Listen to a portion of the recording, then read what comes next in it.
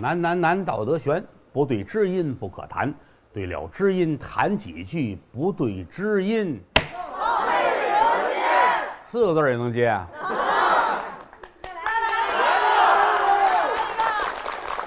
今天天可不错，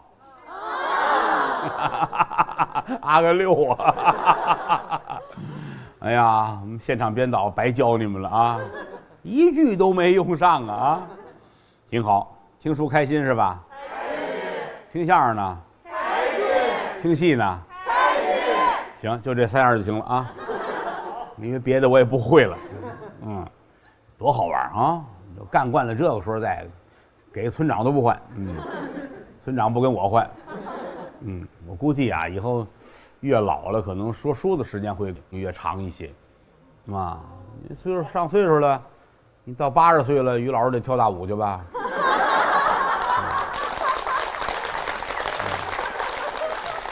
我有时候也看看手机上人那个老头老太太们跳舞那个，还有人说这不应该那样跳，我说嗨，高兴就好。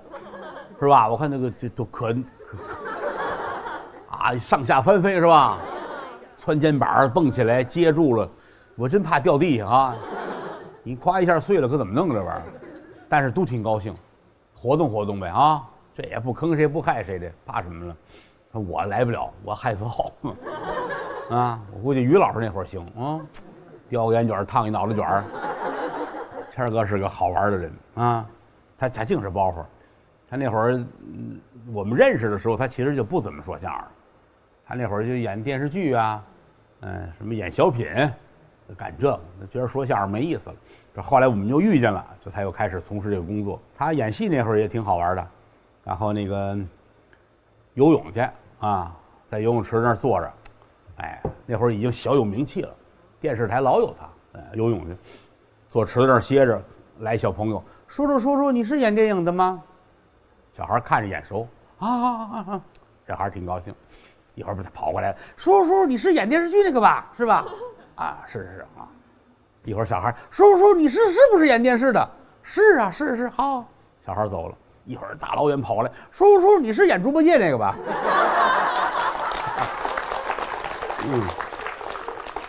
你看跟谦儿哥这一晃这么些年来啊，我们哥俩没红过脸，没矫情过，为什么呢？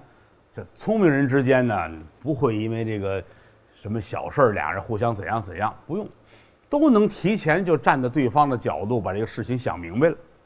所以这么些年来很愉快，除了演汾河湾他喝多了啊。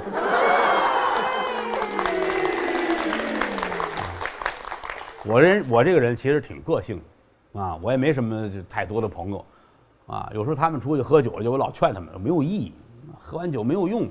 互相坐在一块儿，互相鼓励，互相捧，那多耽误功夫，糖会不好嘛，是吧？但是也有人说，嗨，这大伙儿乐呵呗啊！我想着也挺对的，但是我就差着，我有点个性啊。你看，我觉得谦儿哥好，我们就能好一辈子。那说相声有的那个，我看你一眼我就知道这个，我就不爱搭理他，这叫不得罪人嘛。有时净这，当然这话说出来，可能人家听见会觉得不解哈。郭德纲这人怎么那么讨厌啊？请原谅吧，我努力啊，我努力，估计也不好改了，谢谢吧。这是一个多么愉快的行业，合适的时间遇见合适的人，咱们干点合适的事儿，这就挺好。我上回聊天，我要是没有观众让我录，你看同样说书，我就不爱说，说就腻了，说给谁听啊？对吧？你看有人他这个有反应，很多时候说的时候，随着情节的变换，现场了您各位还跟着。我觉得不白说，有意思。有时候偶尔逗着玩，吓唬你们一下什么的，这就很快乐啊，这就有意思。一人说你给多少钱？给多少钱呢？到底是吧？有的时候好多事儿也是辩证着看啊。这有的说书嘛，难就难在这儿了。最重要一点，说书的人得能跟自个儿矫情。你看，记住，说书人不是说故事人，说故事人那不叫事儿。来小白兔。啊，这背着一筐萝卜碰见小山羊了，那是人就行。老太太这讲个什么老毛猴啊，什么大妖精吃小孩，老太太们说的也好着呢，那个是人就行。但说书那难了，啊，你这行业内部还没几个人干这个了，就为什么说自己跟自己的矫情了，就在这儿了，得掰开了揉碎了，还得让人他哎呦，对，哎，他说有道理。你看我矫情完了，带着你们入扣，那这难就难在这儿了啊！所以我要保持脑子清醒，我不能把自个儿绕在里头。最后我出不来了，那只能得了，咱们出去玩玩去吧啊！你好什么好？得能矫情，分析这个事儿，分析完了之后，哎，这个书就理解了。其实就是研究人，跟说相声一样，主要是研究人。三国也是，你这么大一三国，这里边多少人呢？都得每个得分析，我得研究他为什么会这样。唱戏的怎么就说他不这样呢？街坊三大爷怎么说他不这样呢？要站在不一样的人的角度去考虑这个事儿。说书就是这样，我得先琢磨透了，要不然不能等你们堵我的嘴，这很重要啊。一去二三里，烟村四五家，亭台六七座，一枝红杏出来啦。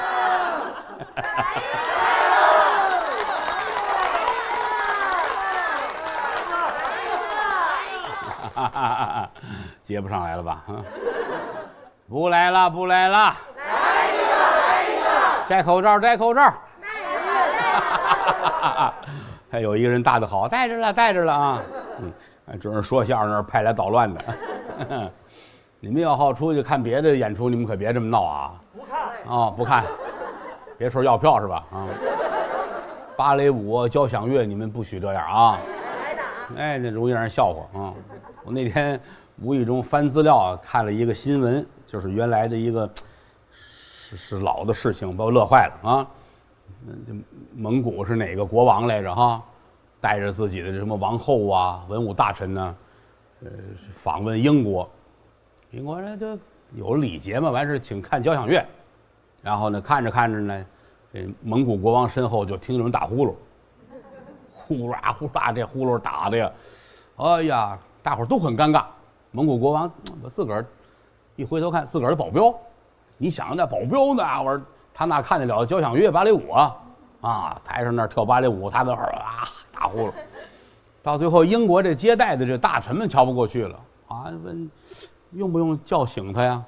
国王说不用叫醒，你看干嘛叫醒他？你看你们这跳舞的还怕吵醒他，还都垫着脚尖跟那儿跳啊！让他睡，让他睡。可不嘛，芭蕾舞都垫着脚尖啊，挺好玩，把我乐坏。这国王有水平啊，有水平。当然，咱们这个就是随便说随便闹，当然这个关键掌握在我这儿啊，我也不能让你们没完没了的老跟那儿闹，因为闹到最后这个三国说不完，怨你怨我，是不是啊？本来这个进度就让人说闲话啊。我努力啊，我努力。哎，我一会儿咱们就说的这个司马懿当皇上啊，瞎编也不行啊，挺好。一个说书，一个说相声，一个唱戏，这我可爱干这个啊，好玩啊！要不说我演不了电影了，就在这儿了啊！你们谁要找我演电影，你们可千万想好了啊，别会有钱没地儿花去啊！为什么呢？你看说书，我自己能把握，我管你什么曹操、刘备、张飞、关羽的，每一个人我能够塑造他的状态，就通过我说话，我都能让你相信这个人什么样。这个故事在我嘴里边，我能设计。说相声也是啊，谦儿哥听我的，对吧？整个这段相声起承转合，什么时候让你乐，什么时候让你们鼓掌，我有办法，我能控制你们。你说我演一电影去，第一是观众看我这个脸啊，看得太熟了，一看就是说相声的，而且我辨识度高。你看多少次我们做实验，谦儿哥坐马路边喝酒，好多人走过去就没注意，我这捂得多严实，我一出去后边郭德纲。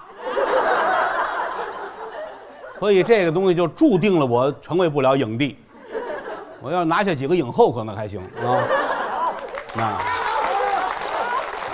是先入为主嘛，你再怎么看我也是郭德纲啊，所以说这就没有办法。另外呢，要想演戏，你得认头打破自己，你才能进那个角色。我已经无法打破我自己了啊，所以说就凑合吧。再有一个就是一个人有一碗饭就不错了，我这就好几碗端着挺结实的。我别指望着我还要在那儿有成绩，那不符合天道。好，钱都让你一人挣，还讲理不讲理了啊？所以说，要憋着看我演电影，那你们也算死了心吧啊！就好好说相声挺好啊。现在这个干这行，其实我挺难，为什么呢？老先生也都没了，老前辈们岁数有的太大了，有几位还8、9、10岁，还有这么几位，但也都快糊涂了。你跟他聊天聊一会儿，你就感觉出来已经聊不了什么专业了。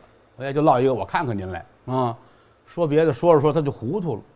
你看，尤其那年，你看，老先生们组团走了那年，有一年记得吧？16年啊，那好多老先生，多可惜呀，一辈辈的，没有办法。施正杰先生也是那会儿没的，施先生可好玩了。施先生喝酒喝的挺凶，喝的挺凶。那会儿跟我念叨，他念叨那个也挺可乐的。他跟我师傅好，跟侯耀文先生好，他又是老侯爷的徒弟，跟我念叨一事儿把我乐坏了。上广州跟老侯先生一块儿去广州演出，侯宝林先生。那个年头能怎么着？当地人送侯先生一袋大米，给您这个纪念品。你说这玩意儿，大米是纪念品，送一袋粮食。对老先生来说，粮食是宝贵的，就必须得要。就告诉施圣杰先生扛着背着。好家伙，施先生扛这粮食打广州要回北京，走到火车站里边，侯先生在前面走，两边送的。这后边施先生旁边我师傅侯耀文先生，在这扛着，汗都下来了。回头看看我师傅，三哥，这怎么办？这个侯三爷告诉他，你偷走，这往前走。侯三爷掏出一小刀来，水果刀，噗，一扎这袋儿，哗，米撒下来了三爷往前来，爸爸您看这个。老侯一回头，那不要了呗就算拉倒了把施先生算是救了当然当地人再收拾把米弄回去，那是另一回事。回来说得亏你师傅说话，要不然扛到家我得累死好几10斤米哎呀，现在说着跟笑话似的，就是人都在眼前似的得了，我们好好说相声，好好说书吧您各位得多支持我们这个传统艺术。心中有事天地窄，心中无事一床宽。红尘闹市蒸热饭，何惧闲人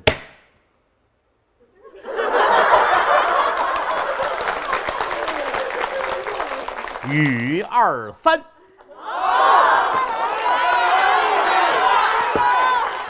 来什么来都没接上要有头一回来的还得纳闷儿，为什么会发生这个情况每次我一说定场诗现场好些个朋友们就跟逞能似的呀，所以接着最后这2、3字儿开心我也是为了锻炼你们的能力，换了一个完了这下编导教你们那个来一个也说不上了，这都没说上，还来什么来都吃饭了没有没有。有说吃的，有说没吃的那个吃完的跟没吃的道个歉吧，行了，这事儿就解决了就是这么简单。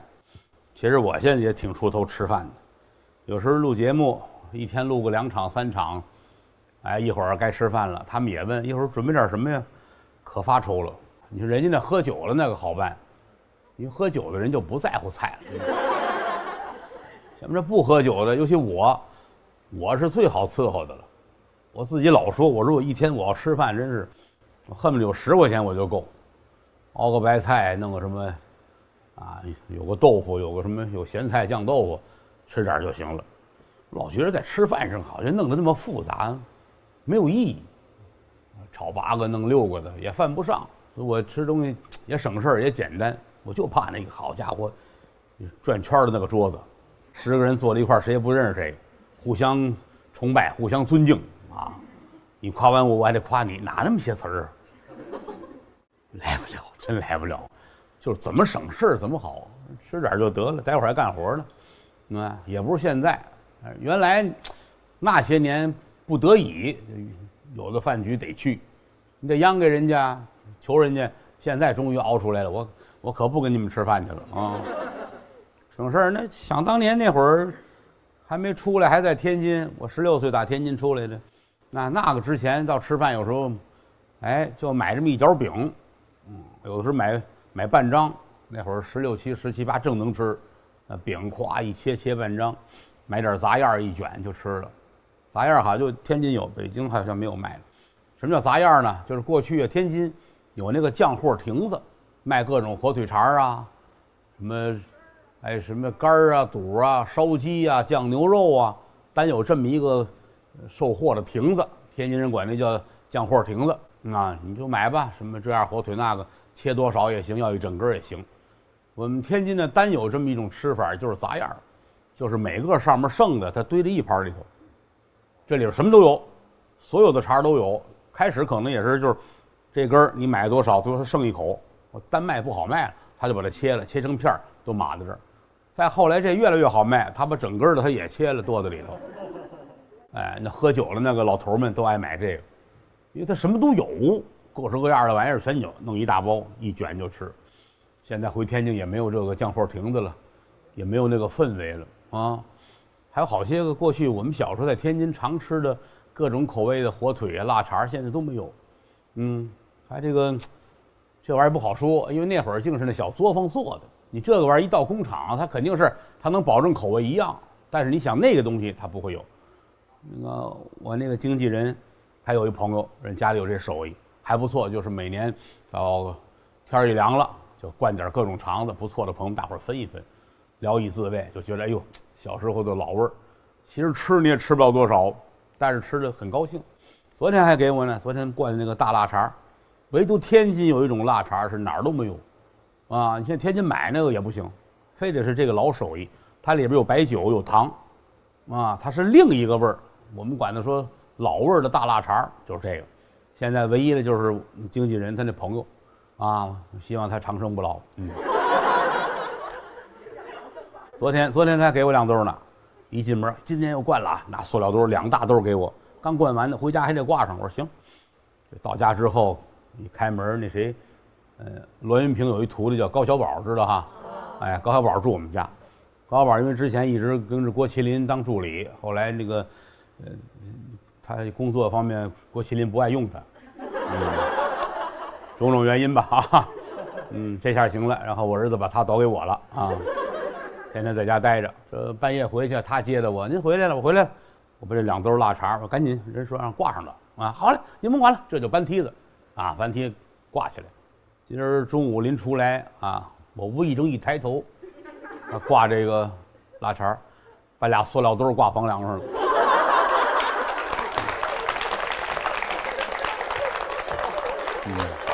我说你起来，这你挂的，您不让我挂上吗？我这玩意儿跟搁地上有什么区别？打开它，把它这么晾着。哦嗨，我还说呢，挂那么高干嘛？怕人偷吃啊！这说相声家里边天天的什么都是包袱啊。闲话少说，书归正传。你们不能这样，你们以为我不爱聊吗？啊，这聊着聊着就1钟头啊！对不起平台，你没事，我拿人钱了。谢谢吧啊！正文也得说，闲班也得有，这就是啊，炖肉烩菜，缺一不可啊！难，道德悬，不对知音不可谈，对了知音谈几句，不对知音枉费舌尖。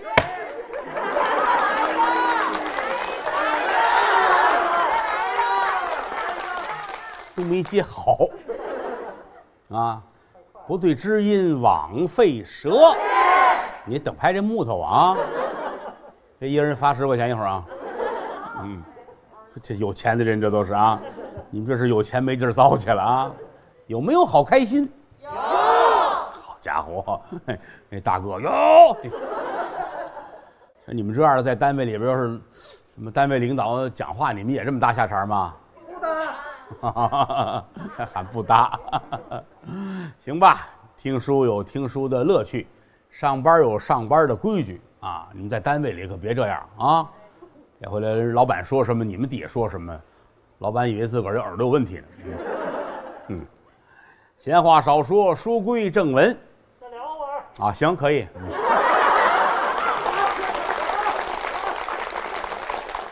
最大的特点就是听人劝。老话说得好，听人劝吃饱饭。天天聊闲天也没有什么闲天可聊了啊！我不愿意在书里边加好多闲板让人笑话回来啊！哎，好的好的。哎呀，下回我应该安排一个环节，哎，给我这徒弟啊，甭管是哪怕郭汾阳他们，还谁叫来跟你们先聊10分钟啊！你们聊完了，我再说书，踏踏实实的啊，其实这个现在要跟郭汾阳聊天很可爱，6岁多他什么都会说，啊，他认识很多字儿，通过淘宝啊。原来还以为他，你想连幼儿园都没上过，为什么呢？人家家里都上幼儿园，好多人都劝要有集体生活，跟小朋友们接触才能锻炼，才能够什么不孤僻，怎样怎样。我想了想，他也不孤僻啊，天天跟好几十说相声在一块玩，他孤僻什么呀？你说那一个说相声盯300个小朋友，再有一个我们家这人也多，说天天家里边这些个一大帮人，每天固定最少家里10个人，啊，从小人家家都是家里没人看孩子，送幼儿园去。我们这你说他走了，这10个人跟家怎么办？是不是啊？他这多闷得慌，是不是啊？也行，反正自从他会玩手机了，上淘宝买东西。我没想到他认字认太多了。前2天有一个学生家长，人家是小学老师，这也好意，快上学了，明年你拿点课本来，语文课本乱七八糟书啊，让他看着玩，你们给他讲，就无意中给他一本，他自个儿拿起来坐在那儿，从头一篇开始给你念，啊，没有一个字不认识，他全认识，啊，万能的淘宝这玩意儿。昨天我回去，我一看手机上，他们说你看看吧，我一看好，跟客服聊天呢。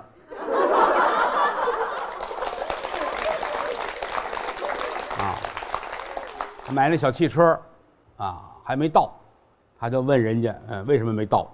啊，大概几天能收到货？你们为什么这么慢？别处还有没有？还有哪家店能卖？你推荐一下。啊，人还挺客气跟他，到最后就再用心等待吧。他最后说一句话，像小孩，求求你快来吧。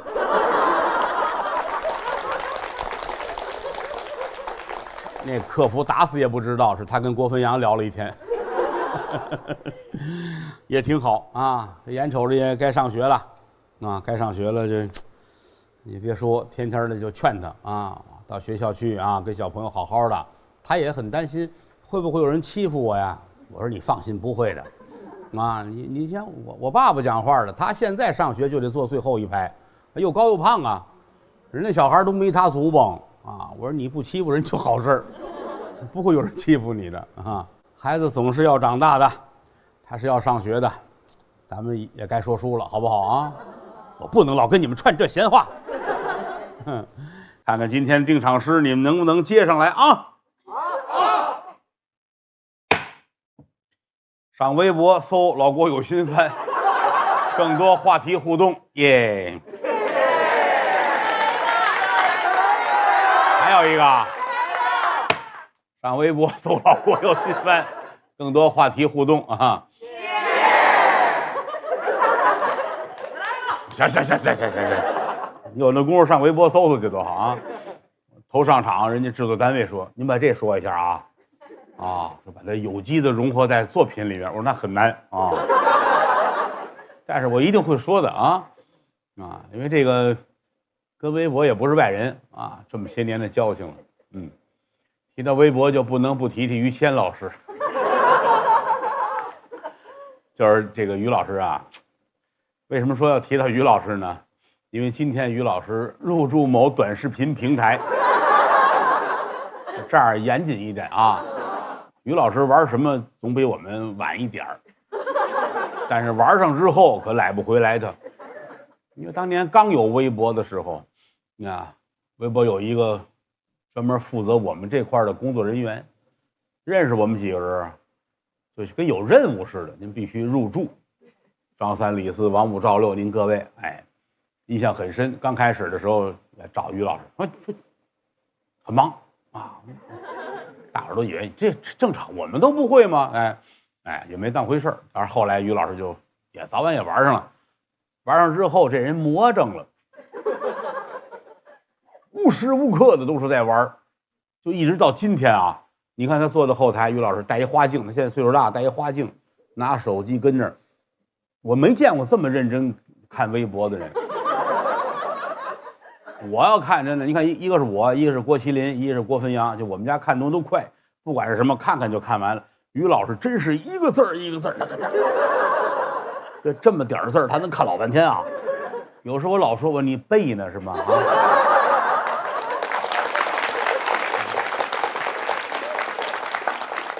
后来包括再后来就是那个出了那种通讯那种东西啊，开始后台都用方便工具嘛。于老师不用，我经纪人王海跟他说：“谦儿哥，您看这他急了，凭什么？凭什么？啊，这，你看我们喊怎么什么事儿，什么事儿？一会儿又回过来，他那个理由很充足。我凭什么弄个手机干的跟这个报话机似的？你看他说的也对，喊话机那不就是吗？啊，他觉得这是干那个使的。大伙说别劝了，也没过多长时间，好家伙，魔怔了。”哎呀，玩的都不行的了，到现在也是就爱玩这个，所以这两天这个入驻短视频呢，我就乐了。今儿我那经纪人说那个您也给发一个祝贺信息之类的啊，发一条啊，我就乐了。我说这个半年前咱们招生的时候，咱们还跟他说来着啊，说您注册一个，咱们大伙儿都得那什么啊，龙子科招生。每个人都发一个，扩大影响。我说他还急了呢，啊！我弄那玩意儿干嘛？啊！我说咱们单位里都弄了，每个人都得发一个。那行，工作需要可以，但是我就发一条之后，我就给他删了，我就得啊。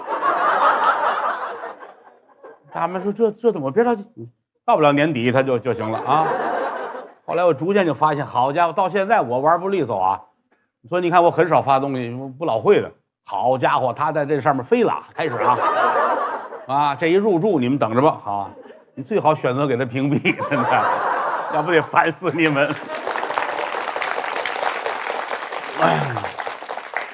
这一串闲话就多了啊。综上所述，只能说于老师是一个非常可爱的人，啊，他又单纯，他又一根筋，他是这么一个人，交朋友交他那样挺好啊。说书唱戏劝人方。3条大路走中央，善恶到头终有报，人间正道是正道。耶！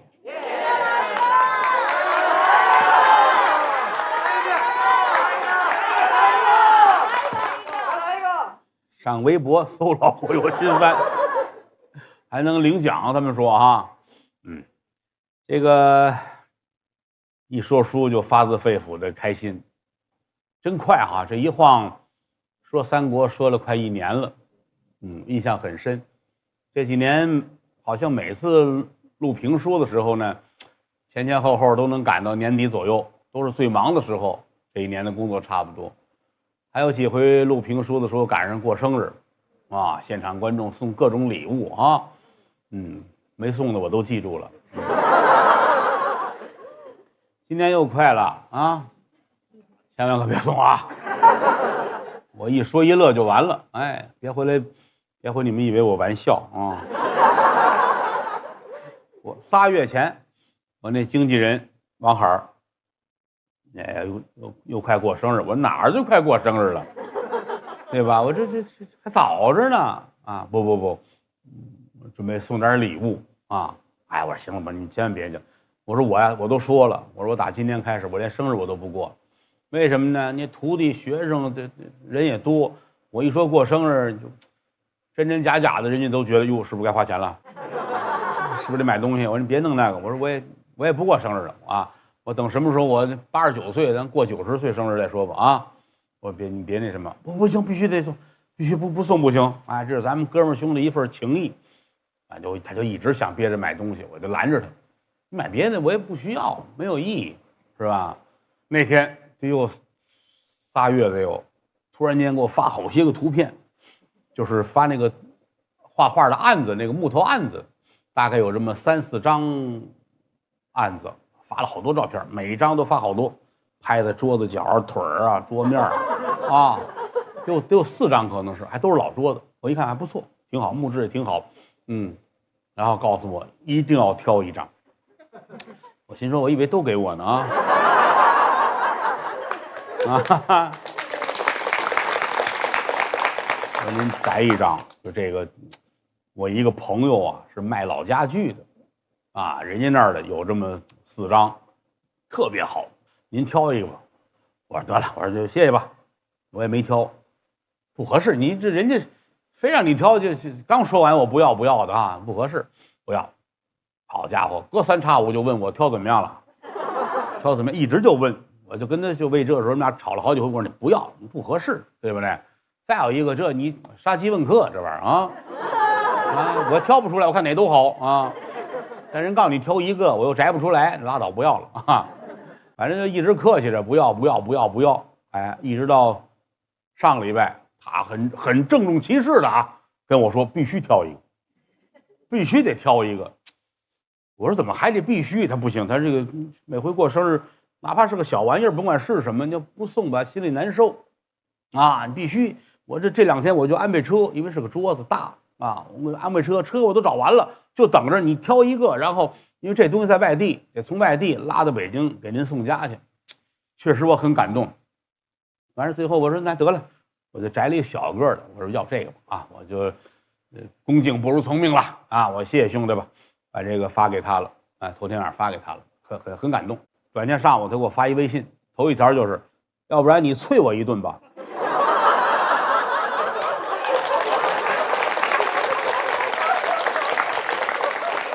我就没明白，我说这好模样的怎么来这么一句话？然后第2句顶上来了，那桌子卖了。我说那得了，卖了就正合适呗，就拉倒。不行，他说我更难受了就。折腾3月，好容易挑一个，也就给我卖了啊！那后来他自己挑了一个啊，给我送过来了，很感动啊，很感动。但是这桌子旧了点，没有我挑的那好看。哎呀，我这么一说，你们一听啊，下回你们可别抬着桌子上那送来，我可不要啊，没地儿搁，知道吗？